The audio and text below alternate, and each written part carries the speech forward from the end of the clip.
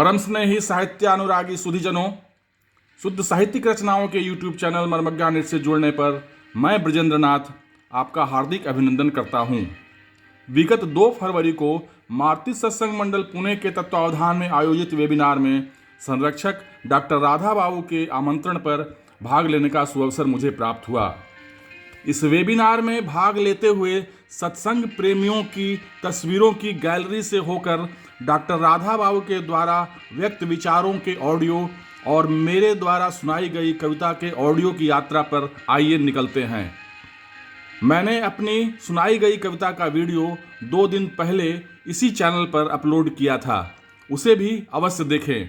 अभी आप मारुति सत्संग मंडल पुणे के तत्वावधान में गूगल मीट के माध्यम से 2 फरवरी को आयोजित वेबिनार की एक तस्वीर देख रहे हैं। मारुति सत्संग मंडल पुणे के तत्वावधान में आयोजित यह वेबिनार गीता की निष्कामता और संसार में रहकर ईश्वर के दर्शन पर आधारित था। डॉक्टर राधा बाबू ने आज के वेबिनार का शुभारंभ बिनु हरि कृपा मिलहि नहीं संता की व्याख्या से किया। आइए सुनते हैं उनके विचारों का ऑडियो। और संत का बड़ा एक मत सिद्धांत है, संसार की सारी उपलब्धि मेरे कर्मों का फल है। हम जो जीवन में जो भी उपलब्धि हमारी है, रुपए की, परिवार की, मकान दुकान की, गाड़ी घोड़े की, वो मेरी कमाई है। लेकिन एक बड़ी बात शास्त्र कहता है, बिनु हरि कृपा मिलहि नहीं संता। लेकिन जब हम लोग अच्छी चर्चा करते हैं ना, वो मेरे जीवन की कमाई नहीं है, वो हरि कृपा है। हाँ, कहता है ये जब किसी भी अच्छे आदमी से आपकी मुलाकात हो जाए, संतों से के आपके दर्शन हो जाएं, कोई अच्छी चर्चा आपको सुनने को मिले, तो समझिए प्रभु कृपा है। हमारे शास्त्रों ने सांसारिक उपलब्धि को प्रभु कृपा माना ही नहीं है, ये हम लोग अपने स्वार्थ बस मानते हैं। सांसारिक उपलब्धि हमारे कर्म, हमारा सुख दुख हमारे कर्म। एक आदमी ने हमसे कभी प्रश्न किया था कि भगवान कृष्ण हस्तिनापुर में थे, पांडवों के पक्ष में थे, फिर भी पांडवों को इतना दुख हुआ, तो हम लोगों का क्या होगा? सीधा सा शास्त्र का उत्तर है मेरा, समझो, पांडवों के सुख दुख के लिए पांडव उत्तरदायी थे, भगवान कृष्ण उत्तरदायी नहीं थे। हमारे जीवन का सुख दुख के लिए हम उत्तरदायी हैं। इसलिए इस सुख दुख को हमने जमा किया है और हम ही इस सुख दुख को दूर कर सकते, उपभोग कर सकते हैं। ये मेरा मत नहीं है। गोस्वामी जी भी कहते हैं, नहीं कोई काहु सुख दुख कर दाता, निज कृत कर्म भोग सब भ्राता। और इसके उदाहरण शास्त्र में है। भगवान कृष्ण ने भी यही कहा था पांडवों से कि तुम्हारे सारे कर्मों के फल तुम्हारे सुख दुख हैं। कहा कैसे महाराज? कहा रे, जब जुआ चल रहा था, तुम जुआ खेल रहे थे, तो यह शुभ काम किया तुमने। और अगर एक दूसरा पक्ष ये कह रहा है, युधिष्ठिर, दुर्योधन ने कहा कि मैं नहीं खेलूंगा, मेरे तरफ से मेरे मामा चलेंगे पास। कहा ठीक है, तो तुम भी तो ये कह सकते थे कि मेरे तरफ से मेरे कृष्ण चलेंगे, तो मैं वहां उपस्थित होता, तब देखते कैसा जुआ होता। तुम तो अपनी बुद्धि से भी हार गए पहले ही। अगर उधर से शकुनी पासा फेंक सकता है, तो तुम्हारे पक्ष से मैं भी तो फेंक सकता था। तब बताओ क्या होता? तो तुमने ये भी तो नहीं किया। तो मित्रों, ये बिल्कुल सामान्य बात। डॉक्टर राधा बाबू ने गीता की निष्कामता की चर्चा करते हुए 2 संतों के जीवन के प्रसंग की व्याख्या की, उसे सुनाया। विवेकता खतरे में चली गई। तो ऐसी स्थिति मेरा ये कहना है कि अपने शास्त्र, अपने धर्म और अपने धर्म शास्त्र के प्रति जो हमारी श्रद्धा है, वो रखनी चाहिए। ये हमारा परम दायित्व है, ये हमारा परम धर्म है। अगर हम ऐसा नहीं कर पाते हैं, गीता क्यों, हम गीता की चर्चा क्यों करते हैं? गीता की चर्चा इसलिए करते हैं कि हमारे जीवन को गीता निष्काम बना देती है, हमारे जीवन को गीता अर्थ प्रदान करती है, हमारे जीवन को गीता सफल बना देती है।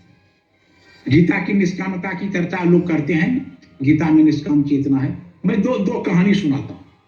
मैं महाराष्ट्र में रहता हूं, महाराष्ट्र के संतों का आप नाम जानते होंगे, संत तुकाराम का, संत एकनाथ हैं, संत नामदेव हैं, संत ज्ञानदेव हैं, इन लोगों की। संत तुकाराम इतने बड़े संत थे कि महाराज शिवाजी उनसे मिलने आते थे। एक बार शिवाजी ने उनके सम्मान में क्या किया कि अपनी पालकी भेज दी।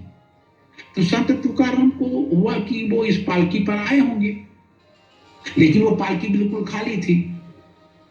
तो उन्होंने पूछा कि इस पर छत्रपति नहीं आए हैं? कहा कि नहीं महाराज। कहा तो उन्होंने आपके लिए पालकी भेजी है और कहा कि जाओ संत जी से मेरी बात हुई है, उन्हें ले आओ।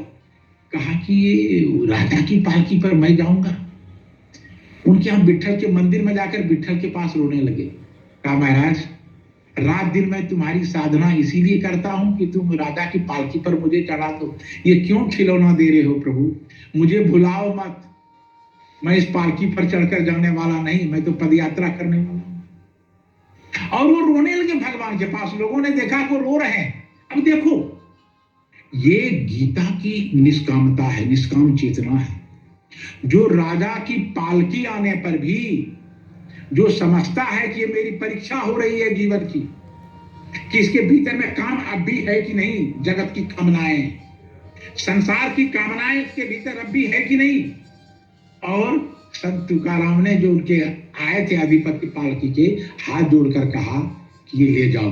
कहना कि संत ने कहा है कि मेरा आशीर्वाद है, मैं आ जाऊंगा कभी मिलने, पालकी ले जाओ। और पालकी को उन्होंने वापस कर दिया साहब। ये जिस तरह से द्वारिकानाथ है ना, जिस तरह से जगन्नाथपुरी है ना, ऐसे में यहाँ पर महाराष्ट्र का सबसे बड़ा तीर्थ है पंढरपुर, जहां भगवान विट्ठलनाथ विराजमान है।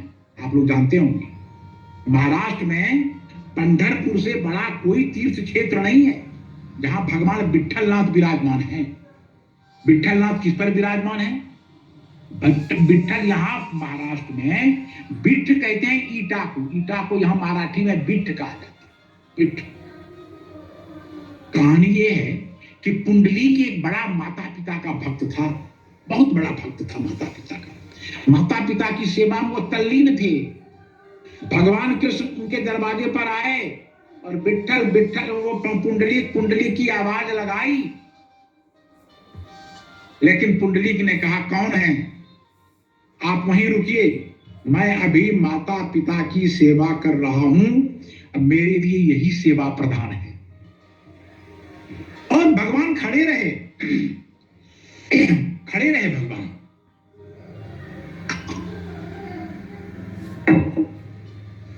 तब बहुत देर के बाद भगवान ने कहा पुंडलीक, कब तक खड़ा रहूंगा, कब तक प्रतीक्षा कराओगे? कहा महाराज बस अब थोड़ी देर में। कहा थक गया, कहा एक काम कीजिए, एक ईंट फेंक दी उन्होंने आंगन से, कहा आप इसी ईंट पर खड़े रहिए। भगवान इसी ईंट पर खड़े हो गए और जब पुंडलीक आए तो भगवान बिल्कुल खड़े थे। भगवान ने पूछा पुंडलीक तुम धन्य हो, तुम्हारी सेवा से हम मंत्र मुग्ध हैं। क्या तुम्हारी सेवा है, कितनी निष्कामता तुम में है, कैसा धर्म, कैसी परंपरा और कैसी संस्कृति, तुम्हारे भीतर की चेतना कैसी है पुंडलीक। पुंडलीक से कहा कि तुम कहो क्या चाहते हो? कहा प्रभु कुछ नहीं, आप इसी ईंट पर इस संसार के कल्याण के लिए सब दिन खड़े रहिए। कहा ये कहा जाता है कि भगवान कृष्ण विट्ठल रूप में उस पर जो खड़े हुए बिट्ठ पर, तो भगवान कृष्ण विट्ठल रूप में आज तक खड़े, आज तक। मैं ये दो उन्होंने आगे मोह, दुख और सुख की व्याख्या गीता ज्ञान के आलोक में प्रस्तुत किया। यही हमारा मूल है। मोह क्या करता है ना, सत को असत, असत को सत बना देता है। वो देखने नहीं देता कि मेरे जीवन का सच क्या है, पता नहीं चलता। और एक बात मैं बताऊं, जीवन में जो संपत्ति है ना, वो संपत्ति से सुख नहीं आता। गीता का दूसरा तत्व समझिए, संपत्ति से सुख नहीं आता है, सद्विचार, सद्बुद्धि, सद्विवेक से सुख आता है। इसलिए भगवान कृष्ण ने अर्जुन को सांख्य योग की शिक्षा दी, ज्ञान योग की शिक्षा दी। जब तक ज्ञानोदय नहीं होता है ना, तब तक व्यक्ति के जीवन में सुख नहीं उतरता। क्यों? अज्ञान क्या करता है? अज्ञान हमारे भीतर जो सुख के साधन नहीं है, उसको सुख का साधन बताता है और हमें हमेशा दुख की ओर प्रवृत्त कर देता है। जीवन भर की सारी कमाई अंत में लगता है इसका कोई तात्पर्य नहीं रहा, कुछ मतलब नहीं रहा। तो गीता कहती है, याद रखना, सांसारिक संपदा से धन, जन, परिवार, मकान, कार, गाड़ी, शारीरिक सुख, ये जितनी संपत्ति हैं, इस संपत्ति से तुम्हारे जीवन में सुख नहीं उतरेगा। कहा तब? कहा तुम्हारे जीवन में सुख सद्बुद्धि से, सद्विवेक से, सद्विचार से उतरे। ये गीता का उपदेश है। कहा तो इसके लिए क्या करना होगा? कहा चिंता मत करो, चिंतन करो। किसका चिंतन करो? कहा कृष्ण का चिंतन करो। आप कहेंगे मैं कृष्ण का भक्त नहीं, आपके जीवन के जो इष्ट हैं उनका चिंतन कीजिए ना। मामनो अस्मर युद्ध, भगवान कृष्ण ने अर्जुन से यही कहा था, मेरा स्मरण कर, चिंतन कर मेरा, स्मरण कर मेरा। तो कहा क्या होगा? चिंतन से तुम्हारी चिंता मिट जाएगी। चिंता करने से आपकी चिंता नहीं मिटेगी। मैं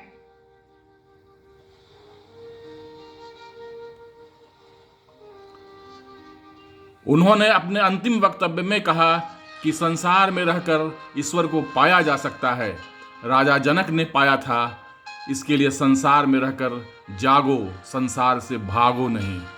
दुख में ईश्वर याद आते हैं, विनम्रता आती है, प्रार्थना आती है, भाग्य अनुकूल होता है तो परमात्मा सुख नहीं सद्बुद्धि देते हैं। ये देखिए, ये गीता के उपदेश को समझिए। अब आप कहेंगे कि संसार से भागने, एक व्यक्ति गया एक संत के पास, कहा प्रभु एक बात बताइए, संसार में रहकर ईश्वर को पाया जा सकता है? कहा पाया जा सकता है। कहा किसने पाया? कहा जनक ने पाया।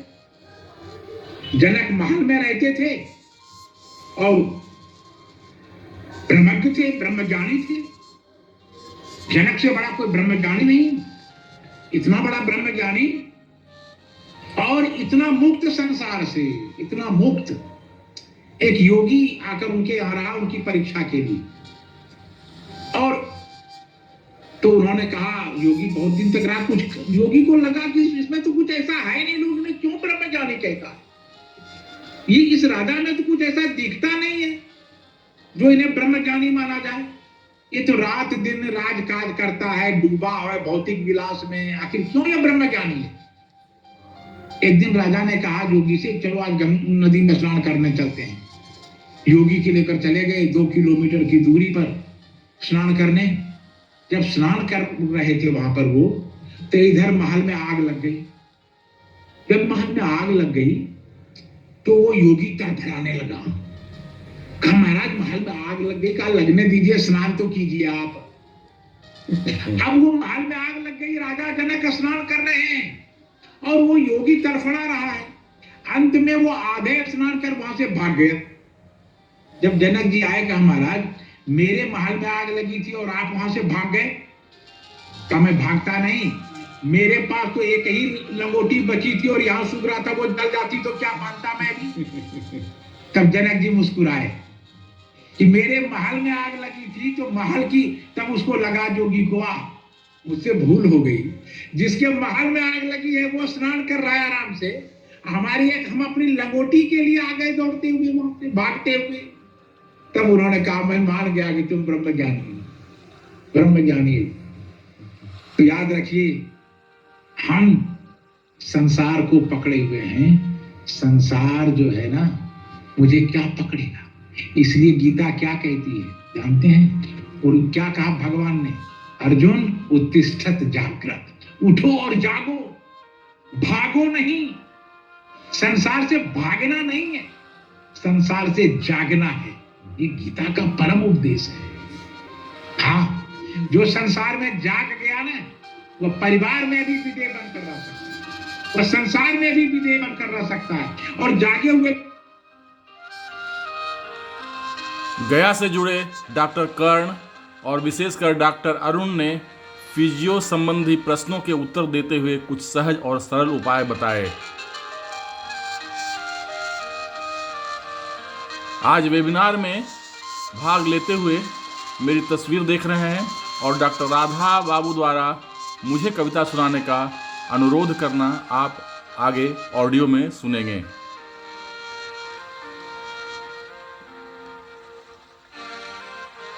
मेरे द्वारा सुनाई गई कविता का ऑडियो आप सुने और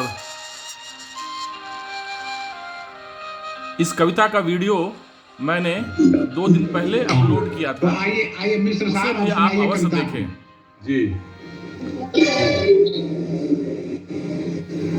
जी सर, मेरी आवाज आ रही है? आ रही है। अरे आती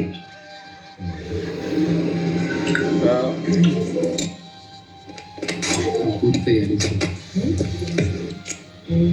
आरती सत्संग मंडल के संरक्षक डॉक्टर राधा बाबू, doctor Ramesh Rai ji, doctor Ramesh Punia, doctor Ajit बाबू, डॉक्टर विजय कर्ण और डॉक्टर एस एन अरुण और तमाम सत्संग मंडल से जुड़े भाई बहन, आज की कविता मैं जो लेकर के आया हूँ वह पिछले 26 जनवरी के हुई घटना पर ही आधारित है कि एक कवि मन कैसे उससे व्यथित है, उसी की अभिव्यक्ति है ये। मैं कहना चाहूँगा कि मेरी कविता से एक कलमकार की कसमसाहट को अभिव्यक्त किया गया है।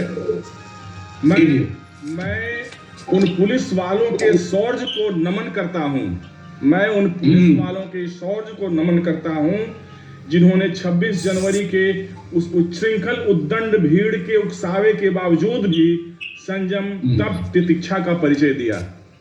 वाह, बहुत अच्छे, बहुत बढ़िया। आपने पंक्तियां सुनी होगी, वियोगी होगा पहला कवि, आह से निकला होगा गान। मैंने उन पंक्तियों को आज थोड़ा बदल दिया है, बदल रहा हूं। थोड़ा ये सब घटनाएं सुनकर ये कवि मन विद्रोही हो जाता है। इसी विद्रोह की अभिव्यक्ति में मैं 2-4 पंक्तियां पहले रख रहा हूं। विद्रोही होगा वही कवि, तर्कस से निकलेंगे शब्द बाण। विद्रोही होगा वही कवि, तर्कस से निकलेंगे शब्द बाण। जिनके छंदों से सोया हुआ सिंह सा जागेगा यह हिंदुस्तान। वाह वाह, बहुत अच्छे, क्या कहें। विद्रोही होगा वही कवि, तर्कस से निकलेंगे शब्द बाण। जिनके छंदों से सोया हुआ सिंह सा जागेगा यह हिंदुस्तान। इन्हीं पंक्तियों के साथ मैं कुछ छंद सुनाता हूँ उसी घटनाओं के बारे में। जी सुना जाए। तिरंगे को लज्जित करने वाले तुझमें कुछ भी संस्कार नहीं, तिरंगे को लज्जित करने वाले तुझमें कोई भी संस्कार नहीं। तुम अपने जो कुछ कह भी लो पर भारत से तुझको प्यार नहीं। वाह। तिरंगे को लज्जित करने वाले तुझमें कुछ भी कोई भी संस्कार नहीं। तुम अपने को जो कुछ भी कह लो पर भारत से तुझको प्यार नहीं। इस ध्वज की खातिर देश के कितने वीरों ने दी थी कुर्बानी। इस ध्वज के खातिर देश के कितने वीरों ने दी थी कुर्बानी। कितने माओं की गोद हुई सुनी, कितने बहनों की सुनी हुई सुहाग निशानी। आगे का छंद सुने। जी तुझ पे लज्जित होगी माता तेरी, तुझ पे लज्जित होगी माता तेरी, क्यों ऐसा पुत्र मैंने बड़ा किया। तुझ पे लज्जित होगी कायनात, सॉरी, तुझ पे लज्जित होगी कायनात, क्यों ऐसे शैतान को खड़ा किया। तुझ पे लज्जित होगी माता तेरी, क्यों ऐसा पुत्र मैंने बड़ा किया। तुझ पे लज्जित होगी कायनात, क्यों ऐसा शैतान को खड़ा किया। तूने विदेशी पैसों की लालच में माँ का आंचल तार तार किया। सच है, ये सच्चाई है। हाँ तूने विदेशी पैसों की लालच में माँ का आंचल तार तार किया। तू अफीम हेरोइन के नशे में चूर, देश हित का सरेआम व्यापार किया। किया, बहुत अच्छे। तूने विदेशी पैसों की लालच में माँ का आंचल तार तार किया। तू अफीम हेरोइन के नशे में देश हित का सरेआम व्यापार किया। जो देश का मान मिटाएगा, जो देश की शान गवाएगा, देश के गौरव को गिराएगा, वह मिट्टी में मिल जाएगा। ऐलान, कवि का ऐलान। जो देश का मान मिटाएगा, जो देश की शान गवाएगा, देश के गौरव को गिराएगा, वह मिट्टी में मिल जाएगा। आंदोलन की आड़ लेकर देशद्रोह को पालने वाला है, यह किसान नहीं हो सकता, उसको लांछित करने वाला है। वाह वाह, बहुत अच्छा। आंदोलन की आड़ लेकर देशद्रोह को पालने वाला है, यह किसान नहीं हो सकता, उनको लांछित करने वाला है। जिसने, अब ये पुलिस बलों के धैर्य के प्रति ये मेरी कुछ पंक्तियां हैं, सुने। जिसने पत्थर सहकर भी अपना धैर्य नहीं खोया, जिसने पत्थर सहकर भी अपना धैर्य नहीं खोया है, नमन उन सशस्त्र बलों को, उनका शौर्य नहीं था सोया। ऐसा मत समझे कि उसका शौर्य सोया हुआ था, उसमें शौर्य था, लेकिन उसने अपना धैर्य नहीं खोया। जिसने पत्थर सहकर भी अपना धैर्य नहीं खोया है, नमन उन सशस्त्र बलों को, उनका शौर्य नहीं था सोया। सिरफिरों पर वार नहीं करके वर्दी को नहीं किया कलंकित। सिरफिरों पर वार नहीं करके वर्दी को नहीं किया कलंकित। कायरों की गीदड़ भभकियों पर खामोश रहे, नहीं हुए विचलित। सिरफिरों पर वार नहीं करके वर्दी को नहीं किया कलंकित। कायरों की गीदड़ भभकियों पर खामोश रहे, पर नहीं हुए किंचित भी विचलित। उन वीरों की धैर्य परीक्षा को शब्द सुमन अर्पित करता हूँ। उन वीरों की धैर्य परीक्षा को शब्द सुमन अर्पित करता हूँ। उन धीर वीर गंभीरों को अपनी स्याही का शौर्य समर्पित करता हूँ। वाह वाह, क्या कहना। उन वीरों की धैर्य परीक्षा को शब्द सुमन अर्पित करता हूँ। उन धीर वीर गंभीरों की को अपनी स्याही का शौर्य समर्पित करता हूँ। यह देश अब ऐसे कृत्यों को कभी माफ नहीं कर पाएगा। यह देश अब ऐसे कृत्यों को कभी माफ नहीं कर पाएगा। ऐसे तत्वों का संकट काल अब आएगा, अवश्य आएगा, अब आएगा, अवश्य आएगा। बस। वाह वाह, बहुत अच्छे, बहुत अच्छे। धन्यवाद। आपने जो इस सामयिक विषयों पर राष्ट्रद्रोह की इस कृत्य पर कविता लिखी है, बहुत प्रशंसनीय। जी जी जी, बहुत गौरवपूर्ण। बहुत बहुत धन्यवाद। नहीं, बहुत बढ़िया, बहुत अच्छा। मारुति सत्संग मंडल पुणे के सचिव रमेश कुमार राय जी ने अपना वक्तव्य दिया और धन्यवाद ज्ञापित किया। इसके बाद इस वेबिनार का समापन हुआ। मेरी अन्य कविताएं, मेरी कविता संग्रह कौंद को अमेजन किंडल से डाउनलोड कर पढ़ें और अपने विचारों से अवगत कराएं। इसका लिंक मैं इसी वीडियो के विवरण में नीचे दे रहा हूं। आप मेरे इस चैनल को सब्सक्राइब करें, लाइक और शेयर करें और बेल आइकन अवश्य दबा दें ताकि कोई भी नया वीडियो अपलोड होने पर उसकी सूचना आपको मिल जाए। मिलते हैं एक नई कविता के साथ या कहानी के साथ जल्द ही, निश्चित अंतराल पर। धन्यवाद, बहुत बहुत धन्यवाद।